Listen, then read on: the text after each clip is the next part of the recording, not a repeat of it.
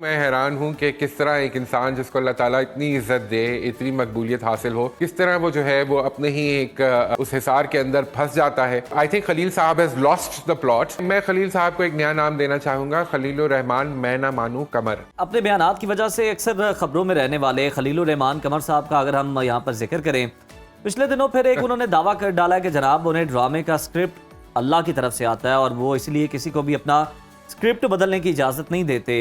आप क्या कमेंट करेंगे? हारून, जवाब देने से पहले ये जो आपका छोटा सा कहका निकला है ना इसने सब कुछ कह दिया है। जी बताइए। मैं तो जी मैं हैरान हूँ कि किस तरह एक इंसान जिसको अल्लाह ताला इतनी इज्जत दे, इतनी मकबूलियत हासिल हो, किस तरह वो जो है वो अपने ही एक बनाए हुए उस हिसार के अंदर फंस जाता है और फिर वो आहिस्ता आहिस्ता जिसको कहते हैं ना लूजिंग द प्लॉट। तो आई थिंक खलील साहब हैज लॉस्ट द प्लॉट।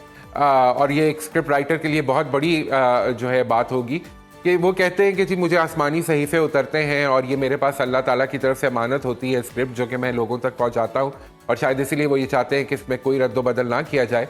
लेकिन मेरे ख्याल में या तो वो ये अमानत अपने पास ही रखना शुरू कर दें, जमा करें उसको अपने पास, फिर कभी देखेंगे। लेकिन अब जो वो काम कर रहे हैं जेंटलमैन के बाद, और ख़ास तौर पर सुन मेरे दिल में, उसमें जिस किस्म की मिसोजिनी, जिस किस्म के डायलॉग्स, जिस किस्म की लफाजी, जिस किस्म की कहानी के साथ you know there is no story. Haroon, ऐसे लगता है ये मिसोजिनी कहीं ना कहीं उनके अंदर है, जो उनकी राइटिंग में भी आती है, उनके डायलॉग्स में आती है, उनके ड्रामाज में नजर आती है। ये आपको क्या लगता है ये कहाँ से आ रही है, कैसे आई है ये सब? मैं खलील साहब को एक नया नाम देना चाहूंगा, खलीलुर रहमान मैं ना मानू कमर। तो मैं ना मानू जो उन्होंने अपना नाम रख लिया है, वो लगता है मुझे उनकी शख्सियत का आईना है कि वो जो थे वो अपनी बात पे अड़ गए हैं, और जब इंसान अपनी बात पे अड़ जाए तो वो रुक जाता है। और जब रुकना किसी भी फनकार के लिए, चाहे वो किसी भी मीडियम से हो, कोई अच्छी बात नहीं है। तो अब खलीलुर रहमान साहब एक्सट्रीम यकसानियत का शिकार हो गए हैं। अभी इस हफ्ते मैंने एक उनकी लाइन देखी कि तुम खूबसूरत तो हो लेकिन 2 टकी की औरत हो। तो मैं ये सोच रहा था कि ये मतलब अब तो अल्फाज भी रिपीट होना शुरू हो गए हैं खलीलुर रहमान कमर साहब की, जिनके बारे में कहा जाता था कि उन जैसा डायलॉग राइटर कोई नहीं पाकिस्तान में।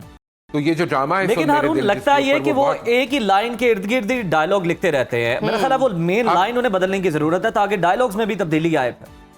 जी बिल्कुल। और वो जो लाइन है ना, वो मिसोजिनी के सराउंड में ही कहीं ना कहीं घूम रही है।